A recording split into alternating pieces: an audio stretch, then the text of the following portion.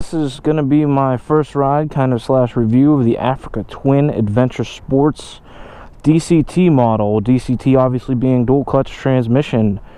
That means automatic, folks. One of the first things you're going to notice right off the bat when you go to see one of these in your local dealership is it's a big bike, around 38-inch seat height, and that seat's fairly wide there with some extra padding as opposed to the standard model.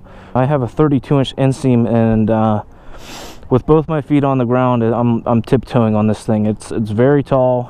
I get a lot of suspension out of that, a lot of ground clearance out of that. So without further ado, let's see how she rides. Obviously running stock rubber here. This is a demo unit from the dealership I work at.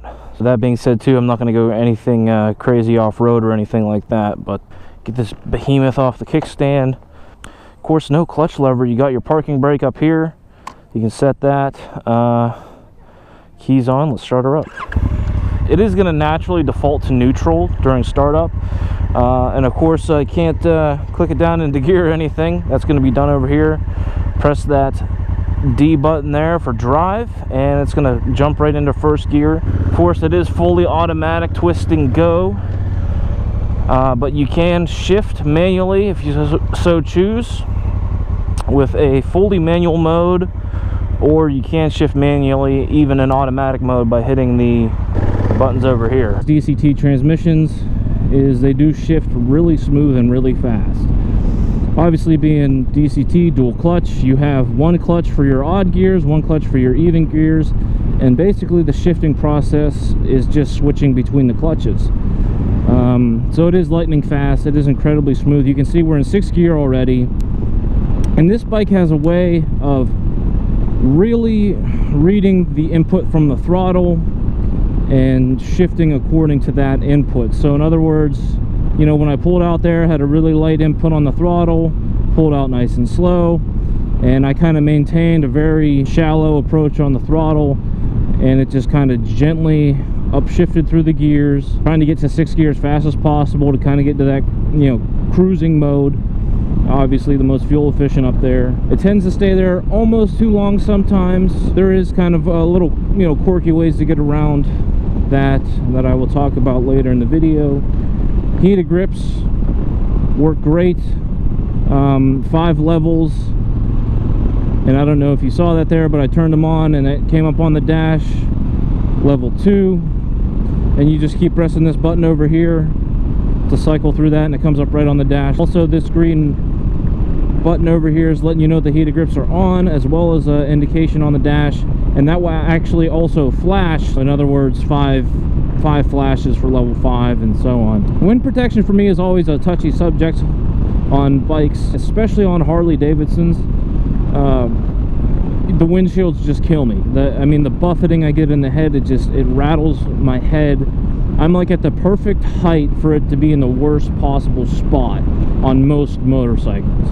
On this bike, it's not so bad. It is tall enough that it shoots most of the stuff up over my head.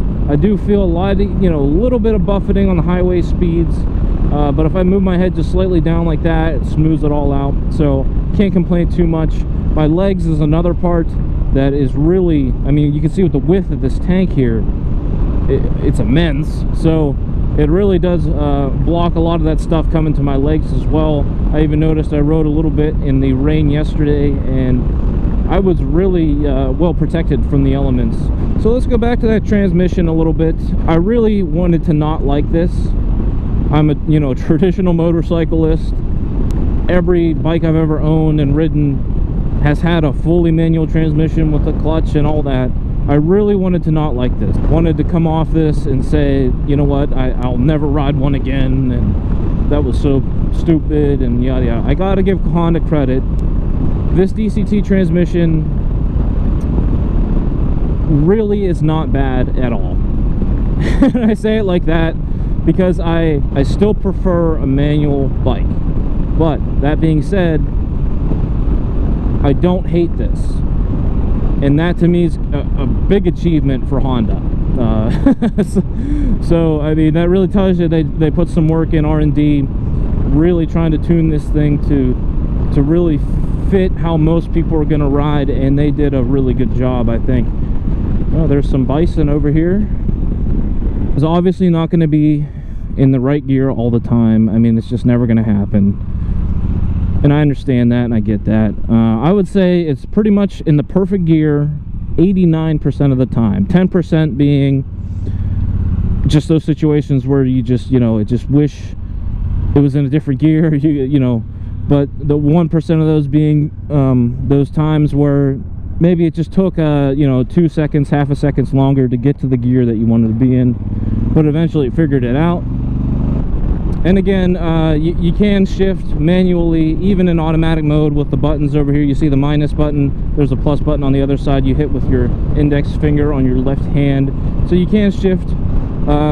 For example, if I am going to pass somebody and I know I'm coming up to an area that I'm going to need some more acceleration, bang it down to maybe 4th or 3rd, rail on the throttle, shift back up into 6, and you're ready to go again. When you do shift manually in automatic mode, it is going to hold that gear for a few seconds in anticipation that you selected that gear for a specific reason, which is good.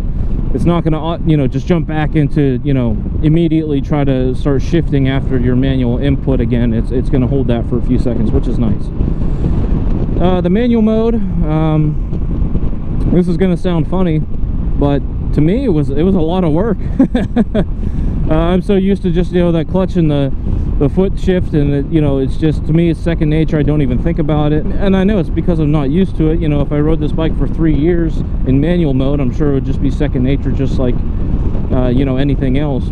Personally, I kind of just prefer to leave it do its thing in auto, and then if I need to shift, I can still manually do that from auto. The seat, as I was talking about before when we were getting on this thing, it is big, it is cushy. It's obviously not a gold wing or nothing like that, but that being said, it is a little bit on the firm side, but I like that. Kind of supports you a little bit better. You don't want it to be too soft. The rider's triangle is what you'd expect out of an adventure bike. Pretty upright riding position, very comfortable for me. No real complaints ergonomically at all, which is good. 8 levels of traction control, 1 through 7 and off. I'm gonna be honest with you guys, I mean, I don't really mess with traction control too much. You see I have it on level 1 right now. I'm gonna bounce between off and level 1, which is kind of a good segue for me to go into one of the reasons why I still prefer a manual transmission as opposed to the automatic.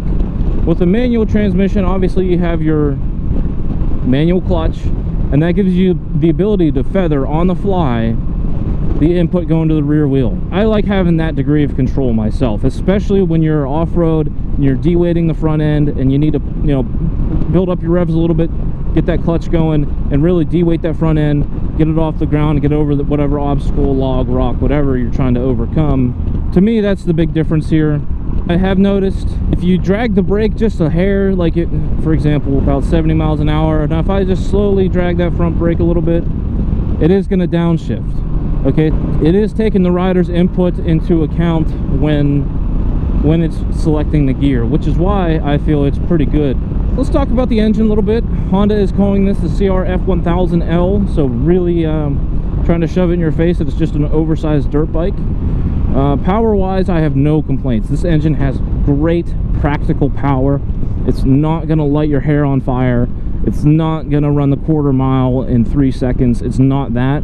But that being said, it has a really good feel to it when you're on the road. It has more than enough for any practical reason whatsoever.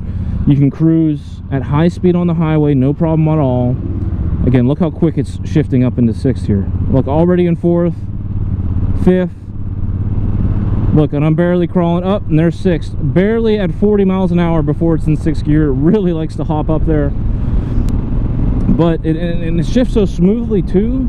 It's almost in between the beats of the engine. So like, as you feel those impulses coming from the pistons, it's almost so fast that it goes in between them, and you don't even notice it shifted. It's pretty fantastic.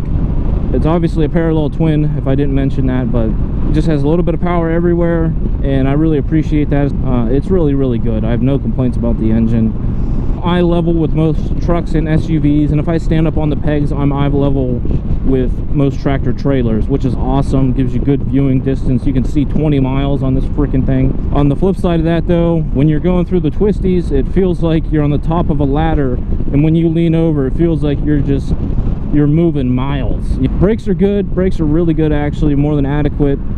I have heard a lot of people say, you know, the Africa Twin, the front suspension dives under hard braking. It does, there's no doubt about it. You know, you got a lot of suspension here, and you got to expect a little bit of dive out of it. I mean, that's just kind of the nature of the beast. It does dive more than some other bikes though, so there's some credence to that. If you can stay upright, and if you have a good set of tires, this thing would be fantastic off-road. I can already feel it.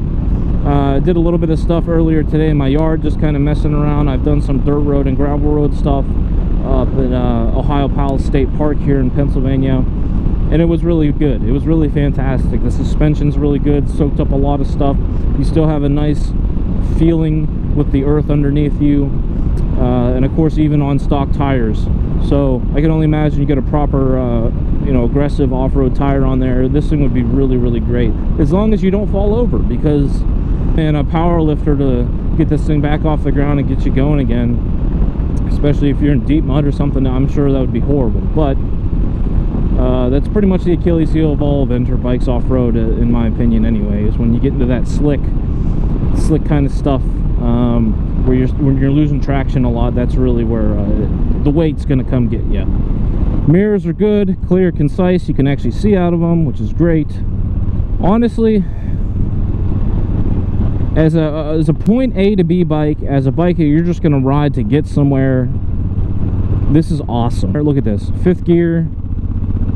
It's just chugging up this hill, wants to hold that gear, and it's using that torque, and it knows it has the torque to just boom, boom, boom, boom, boom, boom, boom, and just tractor right up this thing. As I was saying, you know, perfect A to B bike. The clutching on this bike is really, really good, especially with that, you know, on-off throttle kind of stuff like that. Slowly roll on that thing. It's not herky-jerky. It's not going to surprise you. It's not going to throw you off balance. In town, this thing was phenomenal. A lot of you know, stop sign, blocks of block type stuff, especially that inner city stuff. You're gonna love this DCT. Let's go back to the display a little bit. Power level modes, range to empty, average fuel, blah blah blah, all the good stuff. One thing I will comment on though, I feel like Honda kind of missed out on some real estate here. You see that kind of center section is the only thing that they're using as any sort of screen or anything. So, and it is quite narrow. It is not exactly tall either.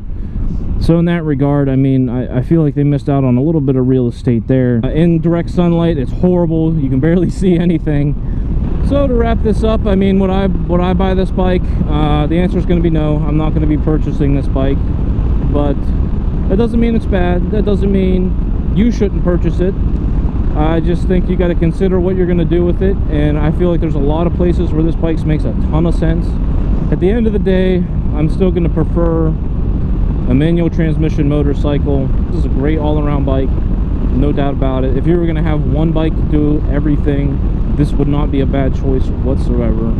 I feel like Honda's a little bit behind in the creature comfort department.